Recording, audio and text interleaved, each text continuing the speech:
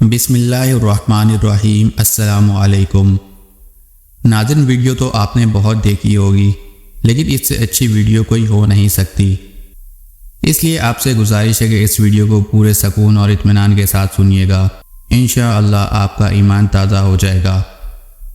ناظرین، وفات سے 3 روز قبل جب حضور اکرم صلی اللہ علیہ وآلہ وسلم ام المومنین حضرت میمونہ رضی اللہ تعالی عنہما کے گھر تشریف فرما تھے تو ارشاد فرمایا کہ میری بیویوں کو جمع کرو۔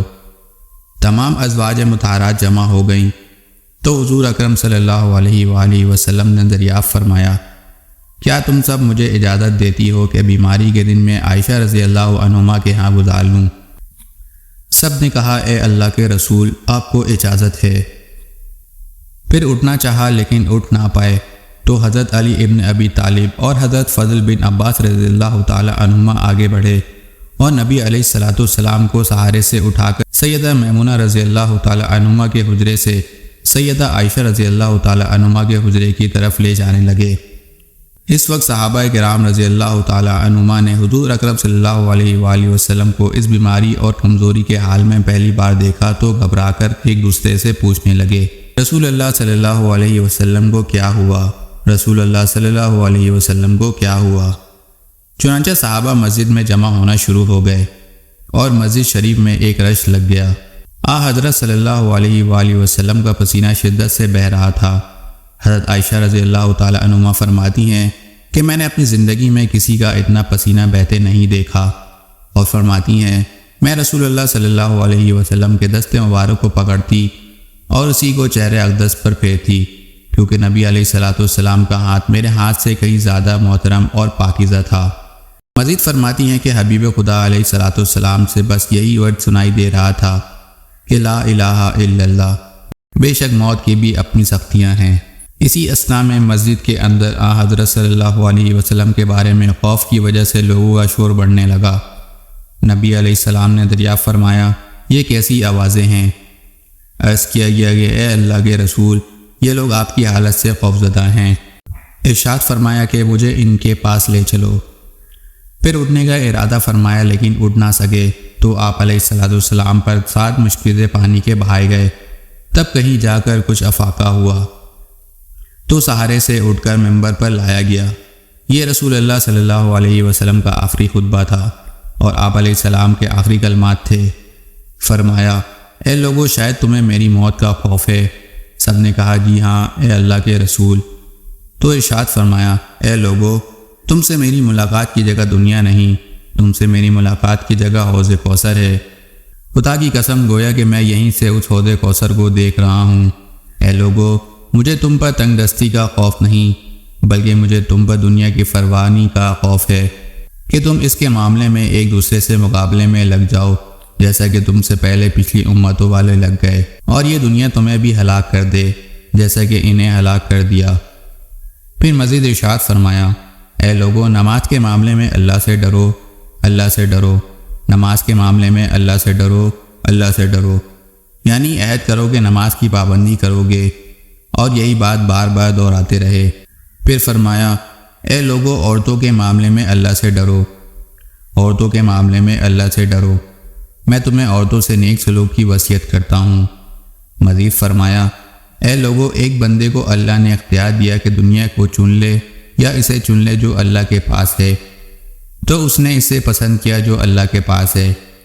اس جملے سے حضور صلی اللہ علیہ وآلہ وسلم کا مقصد کوئی نہ سمجھا، حالانکہ ان کی اپنی ذات مراد تھی، جبکہ حضرت ابو بکر صدیق رضی اللہ تعالیٰ عنہ وہ تنہا شخص تھے جو اس جملے کو سمجھے اور زار و قطار رونے لگے اور بلند آواز کرتے ہوئے اٹھ کھڑے ہوئے اور نبی علیہ السلام کی بات قطع کر کے پکارنے لگے، ہمارے باپ دادا آپ پر قربان، ہماری مائیں آپ پر قربان، ہمارے بچے آپ پر قربان، ہمارے مال و دولت آپ پر قربان۔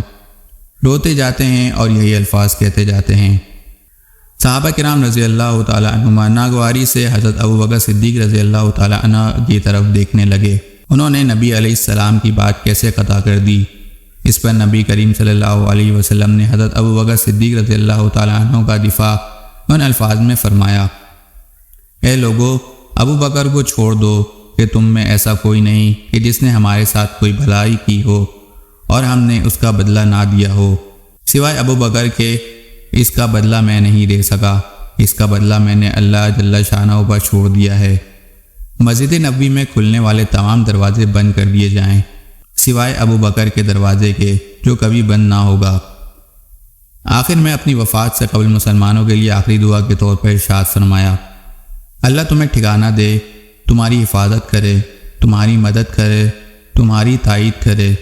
اور آخری بات جو ممبر سے اترنے سے پہلے امت کو مخاطب کر کے ارشاد فرمائی وہ یہ کہ اے لوگو، قیامت تک آنے والے میرے ہر ایک امتی کو میرا سلام پہنچا دینا۔ پھر حضرت صلی اللہ علیہ وآلہ وسلم کو دوبارہ سہارے سے اٹھا کر گھر لے جایا گیا۔ اسی اثنا میں حضرت عبد الرحمن بن ابی بکر رضی اللہ تعالی عنہ خدمت اقدس میں حاضر ہوئے اور ان کے ہاتھ میں مسواک تھی۔ نبی اکرم صلی اللہ علیہ وآلہ وسلم مسواک کو دیکھنے لگے، لیکن شدت مرض کی وجہ سے طلب نہ کر پائے۔ چنانچہ سیدہ عائشہ رضی اللہ تعالی عنہا حضور اکرم صلی اللہ علیہ وآلہ وسلم کے دیکھنے سے سمجھ گئیں اور انہوں نے حضرت عبد الرحمن رضی اللہ عنہ سے مسواک لے کر نبی کریم صلی اللہ علیہ وسلم کے دہن مبارک میں رکھ دیں، لیکن حضور صلی اللہ علیہ وسلم سے استعمال نہ کر پائے تو سیدہ عائشہ رضی اللہ تعالی عنہا نے حضور اکرم صلی اللہ علیہ وآلہ وسلم سے مسواک لے کر اپنے منہ سے نرم کی اور پھر حضور نبی کریم صلی اللہ علیہ وآلہ وسلم کو لوٹا دی تاکہ دہن مبارک اس سے تر رہے۔ فرماتی ہیں آخری چیز جو نبی کریم علیہ السلام کے پیٹ میں گئی وہ میرا لعاب تھا، اور یہ اللہ تبارک تعالیٰ کا مجھ پر فضل ہی تھا کہ اس نے وصال سے قبل میرا اور نبی کریم علیہ السلام کا لعاب دہن یکجا کر دیا۔ ام المومنین حضرت عائشہ صدیقہ رضی اللہ تعالی عنہا مزید ارشاد فرماتی ہیں پھر آپ صلی اللہ علیہ وآلہ وسلم کی بیٹی فاطمہ تشریف لائیں اور آتے ہی رو پڑیں کہ نبی کریم صلی اللہ علیہ وسلم اٹھ نہ سکے، کیونکہ نبی کریم علیہ السلام کا معمول تھا کہ جب بھی فاطمہ رضی اللہ تعالی عنہا تشریف لاتی حضور اکرم صلی اللہ علیہ وآلہ وسلم ان کے ماتھے پر بوسہ دیتے تھے۔ حضور صلی اللہ علیہ وآلہ وسلم نے فرمایا اے فاطمہ قریب آ جاؤ۔ پھر حضور صلی اللہ علیہ وآلہ وسلم نے ان کے کان میں کوئی بات کہی تو حضرت فاطمہ اور زیادہ رونے لگیں۔ انہیں اس طرح روتا دیکھ کر حضور صلی اللہ علیہ وآلہ وسلم نے پھر فرمایا اے فاطمہ قریب آؤ۔ دوبارہ ان کے کان میں کوئی بات ارشاد فرمائی تو وہ خوش ہونے لگیں۔ حضور اکرم صلی اللہ علیہ وآلہ وسلم کے وصال کے بعد میں نے سیدہ فاطمہ رضی اللہ تعالی عنہا سے پوچھا تھا کہ وہ کیا بات تھی جس پر روئیں اور پھر خوشی کا اظہار کیا تھا۔ سیدہ فاطمہ رضی اللہ تعالی عنہا کہنے لگیں کہ پہلی بار جب میں قریب ہوئی تو فرمایا فاطمہ میں آج رات اس دنیا سے کوچ کرنے والا ہوں، جس پر میں رو دی۔ جب انہوں نے مجھے بے تحاشا روتے دیکھا تو فرمانے لگے فاطمہ میرے اہل خانہ میں سب سے پہلے تم مجھ سے ملو گی، جس پر میں خوش ہو گئی۔ سیدہ عائشہ رضی اللہ تعالیٰ عنہ فرماتی ہیں پھر حضرت صلی اللہ علیہ وآلہ وسلم نے سب کو گھر سے باہر جانے کا حکم دے کر مجھے فرمایا عائشہ میرے قریب آ جاؤ۔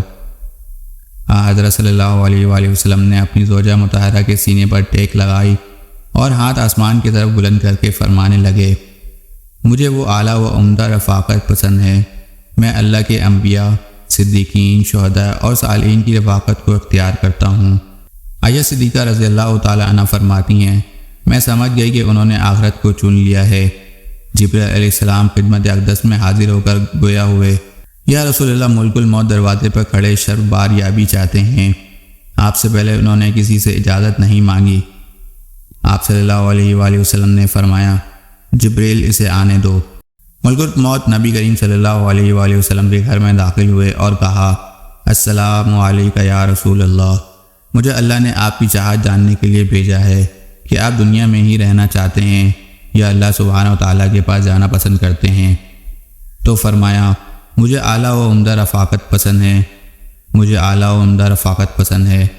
ملک الموت حضرت صلی اللہ علیہ وآلہ وسلم کے سرانے کھڑے ہوئے اور کہنے لگے اے پاکیزہ روح، اے محمد بن عبداللہ کی روح، اللہ کی رضا و خوشنودی کی طرف روانہ ہو، راضی ہو جانے والے پروردگار کی طرف جو غضبناک نہیں۔ سیدہ عائشہ رضی اللہ تعالیٰ عنہ فرماتی ہیں پھر نبی کریم صلی اللہ علیہ وآلہ وسلم ہاتھ نیچے آن رہا اور سر مبارک میرے سینے پر بھاری ہونے لگا۔ میں سمجھ گئی کہ حضرت صلی اللہ علیہ وآلہ وسلم کا وصال ہو گیا۔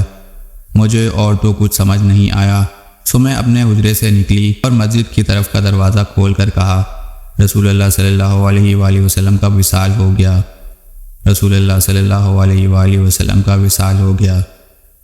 مسجد آہوں اور نالوں سے گونجنے لگی۔ ادھر علی کرم اللہ وجہ جہاں کھڑے تھے وہیں بیٹھ گئے، پھر ہلنے کی طاقت تک نہ رہی۔ ادھر عثمان بن عفان رضی اللہ تعالی عنہ معصوم بچوں کی طرح ہاتھ ملنے لگے، اور سیدنا عمر رضی اللہ تعالی عنہ تلوار بلند کر کے کہنے لگے، خبردار جو کسی نے کہا رسول اللہ صلی اللہ علیہ وآلہ وسلم وفات پا گئے ہیں، میں ایسے شخص کی گردن اڑا دوں گا۔ میرے آقا تو اللہ تعالیٰ سے ملاقات کرنے گئے ہیں، جیسے موسیٰ علیہ السلام اپنے رب سے ملاقات کو گئے تھے۔ وہ لوٹ آئیں گے، بہت جلد لوٹ آئیں گے۔ اب جو وفات کی خبر اڑائے گا میں اسے قتل کر ڈالوں گا۔ اس موقع پر سب سے زیادہ ضبط برداشت اور صبر کرنے والی شخصیت سیدنا ابو بکر صدیق رضی اللہ تعالی عنہ کی تھی۔ آپ حجرہ نبی میں داخل ہوئے، رحمت دو عالم صلی اللہ علیہ وآلہ وسلم کا سینہ مبارک پر سر رکھ کر رو دیے، کہہ رہے تھے، ہائے میرا پیارا دوست، ہائے میرا مخلص ساتھی، ہائے میرا محبوب، ہائے میرا نبی۔ پھر حضرت صلی اللہ علیہ وآلہ وسلم کے ماتھے پر بوسہ دیا اور کہا، یا رسول اللہ، آپ پاکیزہ جیے اور پاکیزہ ہی دنیا سے رخصت ہو گئے۔ سیدنا ابو بکر صدیق رضی اللہ تعالی عنہ باہر آئے اور خطبہ دیا، جو شخص محمد صلی اللہ علیہ وآلہ وسلم کی عبادت کرتا ہے، سن رکھے حضرت صلی اللہ علیہ وآلہ وسلم کا وصال ہو گیا، اور جو اللہ کی عبادت کرتا ہے وہ جان لے کہ اللہ تعالی شانہ کی ذات ہمیشہ زندگی والی ہے، جس میں موت نہیں۔ سیدنا عمر رضی اللہ تعالی عنہ کے ہاتھ سے تلوار گر گئی۔ عمر رضی اللہ تعالی عنہ فرماتے ہیں، پھر میں کوئی تنہائی کی جگہ تلاش کرنے لگا جہاں اکیلا بیٹھ کر رہوں۔ حضرت صلی اللہ علیہ وآلہ وسلم کی تدفین کر دی گئی۔ سیدہ فاطمہ رضی اللہ تعالی عنہ فرماتی ہیں، تم نے کیسے گوارا کر لیا کہ نبی علیہ السلام کے چہرے انور پر مٹی ڈالو؟ پھر کہنے لگیں، ہائے میرے پیارے بابا جان کہ اپنے رب کے بلاوے پر چل دیے، ہائے میرے پیارے بابا جان کہ جنت الفردوس میں اپنے ٹھکانے کو پہنچ گئے، ہائے میرے پیارے بابا جان کہ ہم جبرائیل کو ان کے آنے کی خبر دیتے ہیں۔